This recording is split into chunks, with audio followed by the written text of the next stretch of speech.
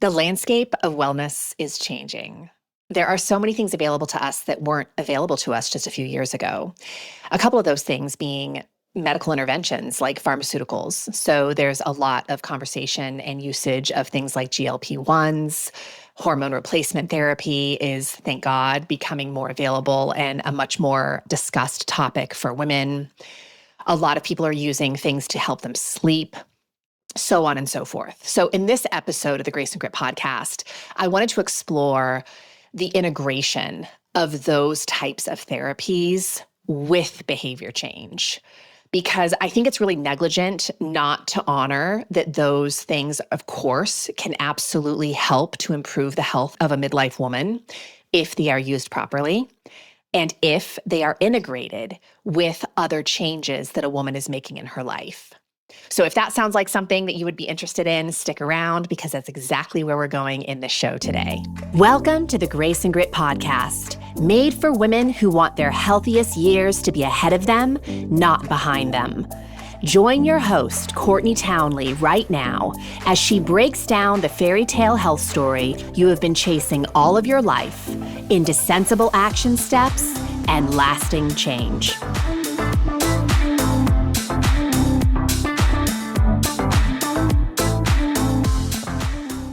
Hello, my friends, and welcome to the Grace and Grit podcast. I am your host, Courtney Townley, and as always, I'm really delighted that you decided to join me today.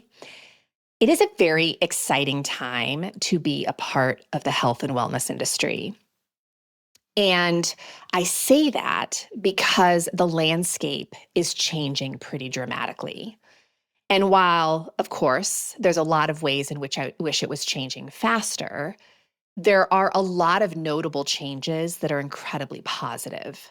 For example, the fact that we are having a bigger conversation around the importance of being strong and able as we age as women versus just being thin, right? Like this whole skinny conversation and this aspiration to be as thin as possible is starting to fade. There's also a lot more emphasis on nutrient absorption and gut health and digestive health. So while, of course, what you eat will always be important, what you absorb is actually most important. And that's a great conversation that is happening more often. There's a lot more recognition of the mind-body connection and the importance of things like mental and emotional health. We're really starting to confront health as a multidimensional conversation rather than just a one-dimensional conversation. There's a lot more research and education and conversation around hormonal health, which is long overdue, because not only have women been massively underserved, research of women's biology has been massively underfunded. An entire generation of women lost out on taking hormone replacement therapy. So the fact that we are talking so much more about hormones and the role that they play in health, especially midlife health, is just incredible. We're focusing more on lifestyle change rather than just quick fixes. Now, I will say that there are still so many quick fixes being sold out there, and maybe that will always be the case.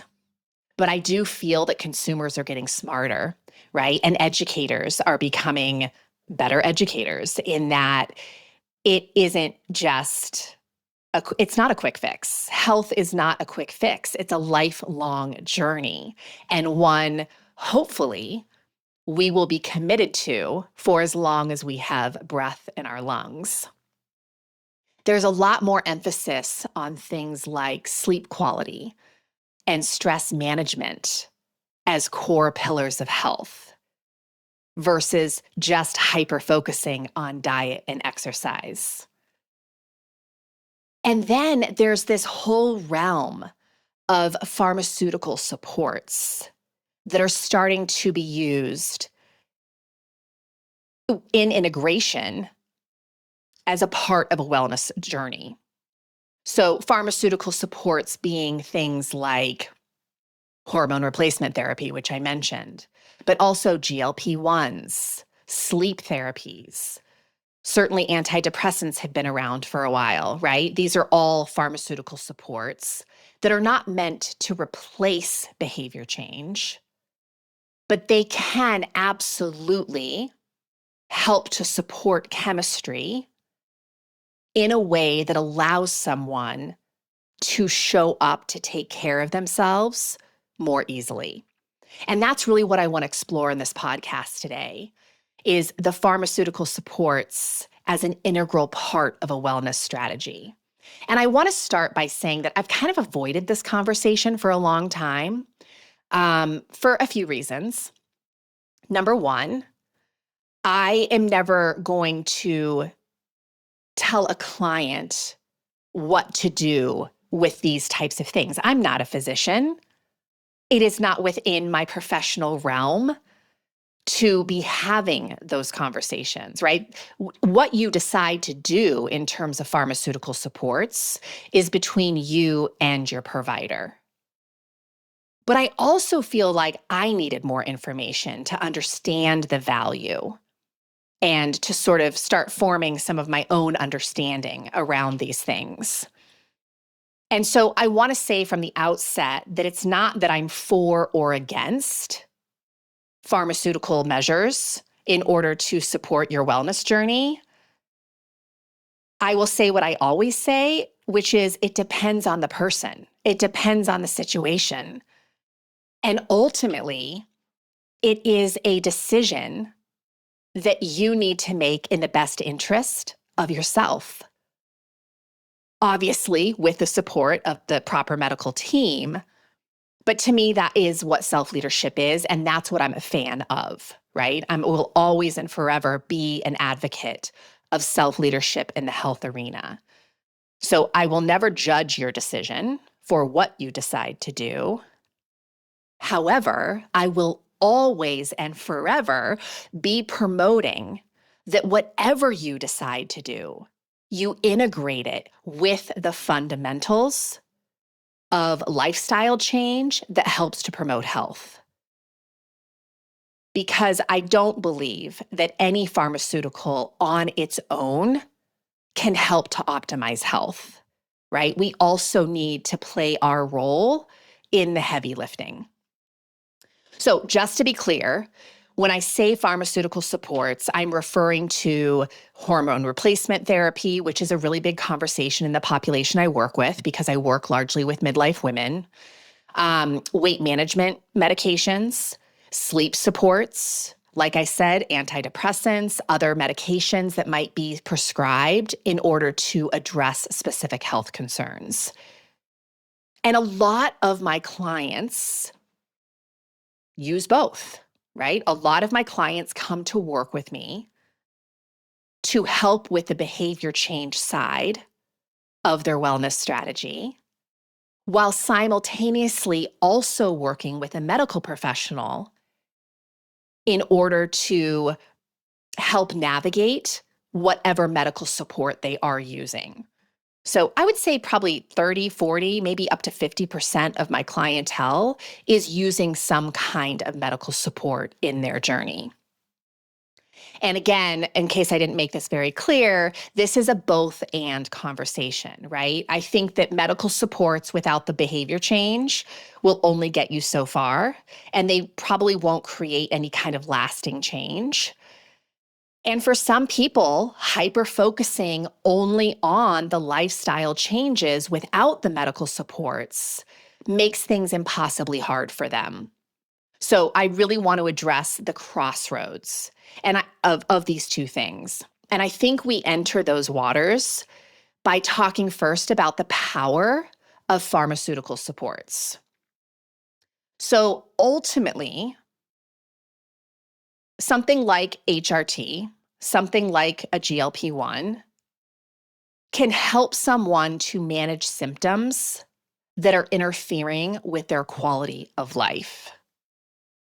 So just a few examples that you may be familiar with are for the HRT conversation, right? Things like hot flashes and joint pain and night sweats and lack of sleep and moodiness or irritability and 1,000 other things. If you have read one book on the menopausal transition, which I hope if you're a regular listener of this show, you've read at least one, and I can give you a list of lots of books to read, but if you've read at least one, you are aware that there are just hundreds of symptoms that can show up during the menopausal transition. And of course, hormone replacement therapy can help us to mitigate those symptoms. Brain fog, memory issues, severe fatigue, right? Insomnia, which I already mentioned.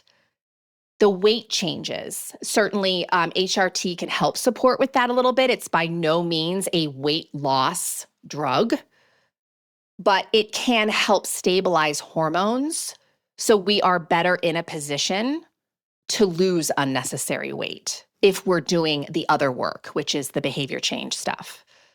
And of course, that's what GLP-1s are designed for, is to literally help people lose weight who are struggling to do so. And I would also just stress that these medications can ultimately, what they're all doing is they're helping to recalibrate hormones, right? If you think about hormone replacement therapy, it's helping us to recalibrate progesterone, estrogen, testosterone, all of which have different roles in the human body. And when we start to lose those hormones, we get those symptoms I mentioned earlier. And GLP-1 medications can help us to regulate insulin, blood sugar levels, which often become a lot less efficient for midlife women. GLP-1s can also affect our hunger hormones, like ghrelin and leptin. So they help to kind of quiet that food noise and help us to better trust our bodies to send us the cue that we're full or that we do actually need to eat. And they can certainly help to improve metabolic function by slowing things like gastric emptying and affecting how the body processes nutrients. I would say too, with weight loss and with more stabilized hormones, we often get better sleep. I was just talking to my brother recently who went through a kind of a medical crisis over the holidays. He has Crohn's disease. And in the span of 6 weeks, he dropped, I think, almost 40 pounds. And he was a little overweight to begin with, but 40 pounds is a lot for him. And I was talking to him the other day and he was joking with me and he said, Courtney, I would never admit this to my doctor, but my doctor was telling me that if I lost a little bit of weight, I would probably sleep better. And now that I have lost weight, I'm sleeping like a baby. And I just thought that was, it was just so funny to hear that. But also just so relevant to this conversation that we're having on this podcast today, that when we do lose weight, if we are overweight, a lot of people on the other side of that weight loss will experience better sleep. And also, when we're taking a medication that is helping us to regulate hormones, that too can help us to better manage cortisol. It helps with our circadian rhythm. And then, of course, with that, there is improved energy and cellular repair and all the magic that happens for our health in the sleeping hours. And ultimately, there can be, when we're feeling better, because we have supports like this in our life, we have more motivation and drive to maintain and pursue healthy behaviors. Now, you hear me say all that, and it may sound like, it's all a bright side, right? Like medicinal supports are only positive. And of course, we all know that's not true. But I think it is important to highlight, especially with such a controversial topic. I don't know how controversial hormone replacement therapy is. Certainly, it doesn't work for everybody, and certainly not everyone is a candidate to take it. But I feel like there is more acceptance of that conversation at large than there might be of the GLP-1 conversation. And so I did think it was important from the outset of this podcast to just highlight the ways in which these pharmaceutical supports can really help to support the health of a midlife woman. So let's now talk about some of the drawbacks of pharmaceutical supports, because there can be a downside, or a dark side, as I sometimes call it. Certainly, these types of supports can create a false sense of security, which leads some people, not all people, to really neglect the behavior change side of things. So like I said earlier in the show, it's almost like some people expect the drug to do all the heavy lifting.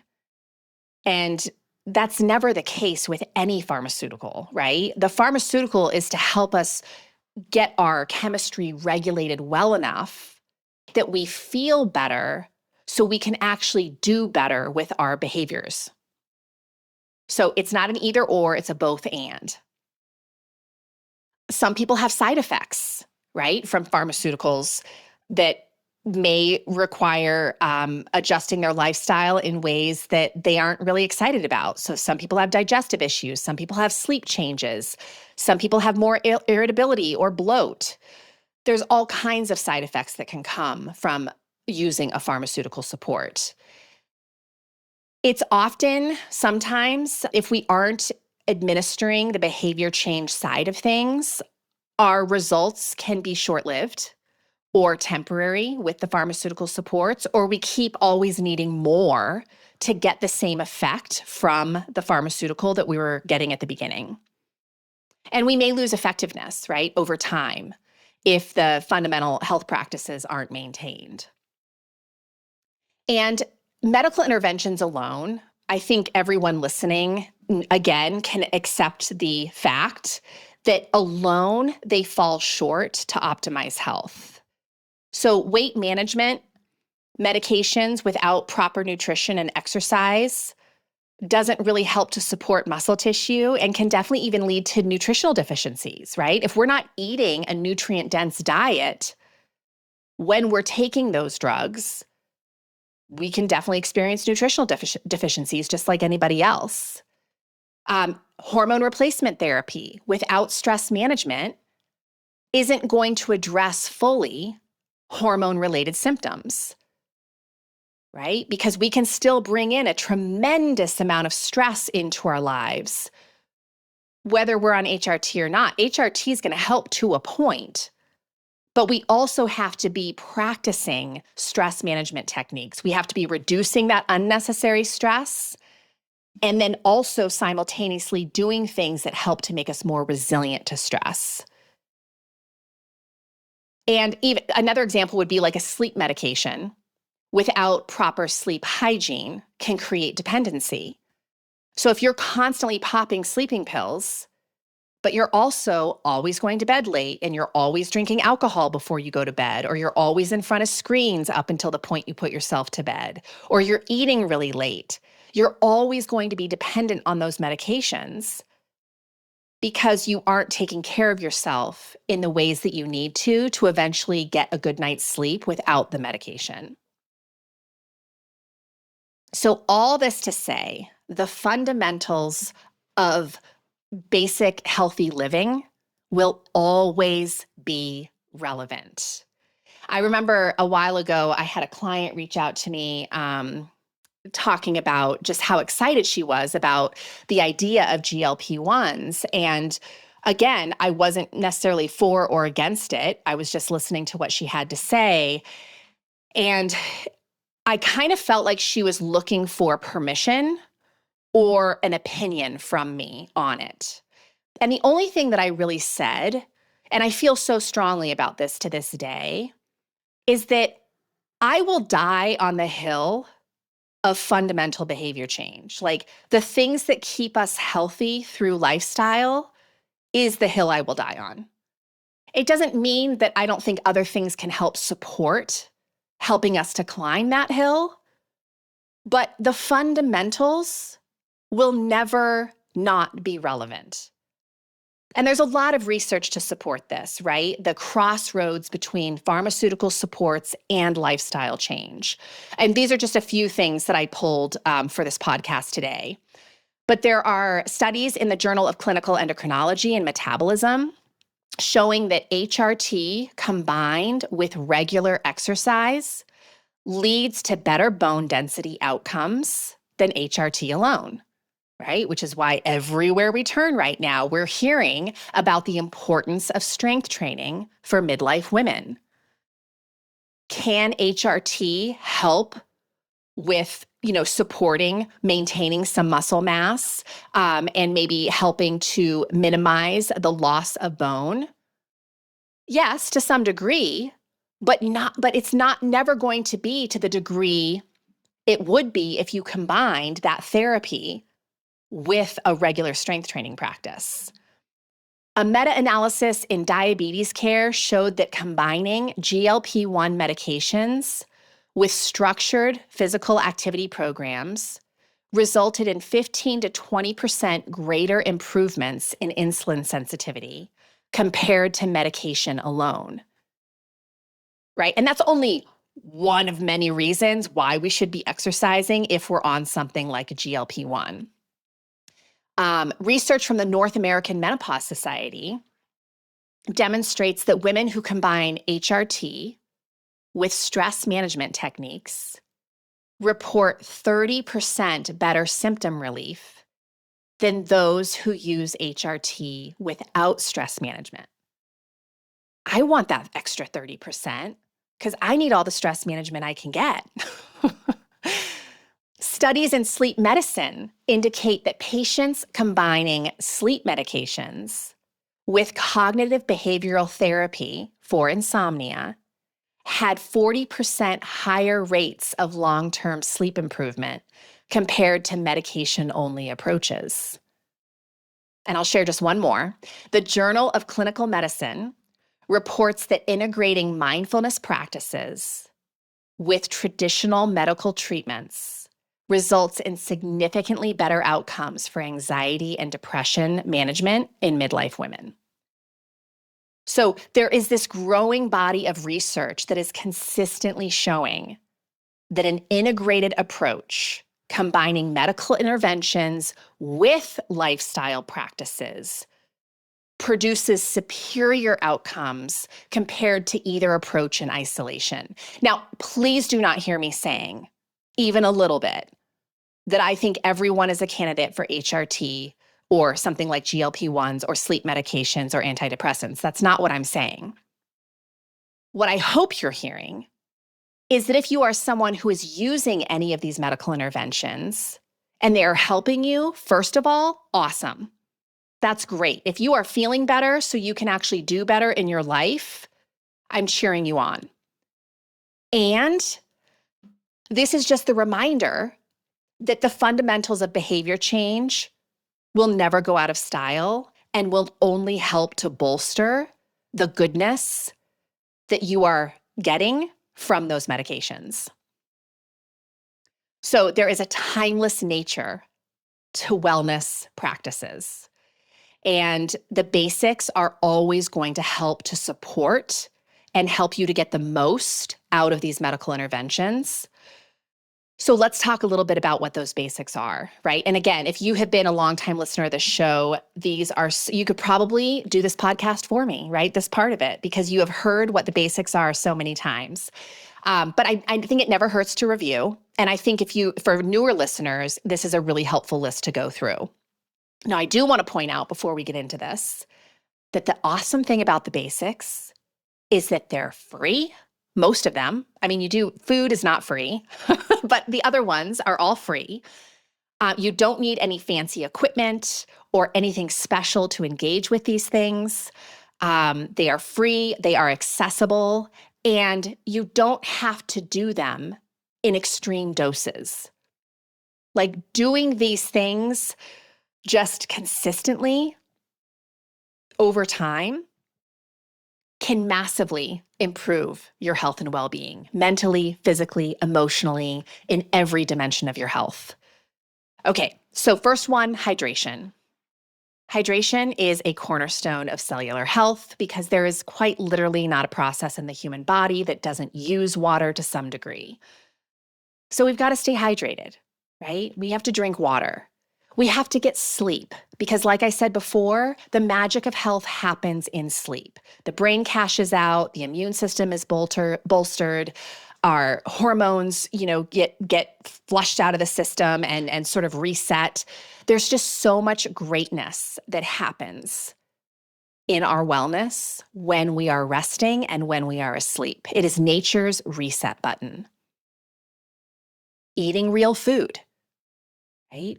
Eating real food beyond diet protocols, right? And beyond quick fixes and beyond the conversation of how much protein should I be eating at midlife. I'm not saying that's not important, right? Protein and fiber are definitely important at midlife. But all that aside, because you've been hearing that for a long time, eating real food your body just recognizes as food, whole grains, yes, protein, yes, vegetables, yes, fruit. These are things our body recognizes as food. Now, I'm not saying that all those foods work for all bodies. They don't. So we have to tune in and listen to what works well for us. But living at a time where there is so much opportunity to saturate our diet in processed food, I think the reminder and the practice of coming back to whole foods is always important. Movement. Yes, strength training. Again, something that we hear everywhere. So important for midlife. Not just strength training, but the cardiovascular aspect of, helping to strengthen our heart and our lungs and for longevity. Cardio is so important. That being said, movement matters most. Moving your body often and much throughout the day is what matters most. So how much are you moving during the day? I'm not talking about exercise. Remove exercise from that answer. How much movement are you doing outside of your exercise sessions? Managing your mind. This is a very overlooked pillar of health in a lot of spaces. I think it's becoming much more mainstream now. But what practices do you engage with daily? Not just on occasion, not just when you do a face plant into burnout. But what practices for parenting and managing your brain do you engage with daily? How much time do you spend outdoors, in nature, getting sun on your skin, fresh air in your lungs, just being in a forest or with your feet in the grass? And how much are you connecting with other humans? Like really connecting, not just going to work and working on projects, but how much time do you actually connect with people outside of work? Those are the fundamentals. So again, just quickly, hydration, sleep, real food, mindset, movement, time in nature, and connection. Now, if you're not doing any of those things on the regular, do not try to overhaul your life overnight and start living radically different tomorrow because you won't be able to sustain it. But you could do a little bit more of any one of those things, and you would actually be improving your health and improving your body's resilience to stress. That's a beautiful thing. So all this to say, later, let's see, next month, so June 2nd through, I want to say it's like the 23rd, it's for 3 weeks, 21 days. I am hosting Base Camp Back to Basics inside of my Rumble and Rise community, and the public is invited to join us. So registration will be opening next week. If you're already on my subscription list, awesome. You will get a notification of that. If you follow me on social media, you will see me advertising that. And I am giving away a lot of opportunity to participate for free. So it is a paid event. It's $49 for the 3 weeks. But if you want to participate for free, all I ask is that you leave a review. Ideally, a 5-star review, right? I am totally open to criticism about the podcast. I really, truly am. I am human. I do not do anything perfectly. I am always aspiring to do better. But if you want to leave me constructive criticism, email me, Courtney@graceandgrit.com. Because people do read reviews and they decide if they're going to listen to a podcast based on those reviews. So it helps the podcast, the longevity, the health, the reach of the podcast when you leave a positive review. So if you leave a review, take a little snapshot of it, and just email it to me, Courtney@graceandgrit.com, and I will send you a coupon to participate in our 21-day challenge in June, totally free. And again, the challenge is to help you get back to basics. It's a super fun challenge. We've done it multiple times. I let you choose your commitments, because that's what I do in my coaching practice. I never tell people what to do.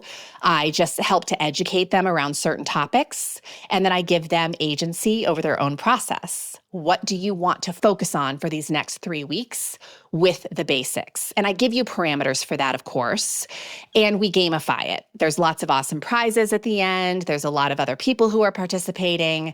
So it's just a super, super fun event. So again, registration will be open next week. Just keep your eyes open for that. If you don't see registration on the website, or you can't figure out how to get to my newsletter or onto my social media accounts, just email me, Courtney@graceandgrit.com, and we will send you the direct link to register. But like I said, if you leave a review, just take a snapshot, send it to my email, and we will send you a coupon to participate for free.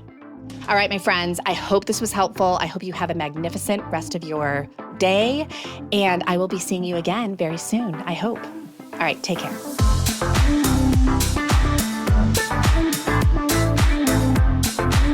Thank you for listening to the Grace and Grit podcast. It is time to mend the fabric of the female health story, and it starts with you taking radical responsibility for your own self-care. You are worth the effort. And with a little grace and grit, anything is possible.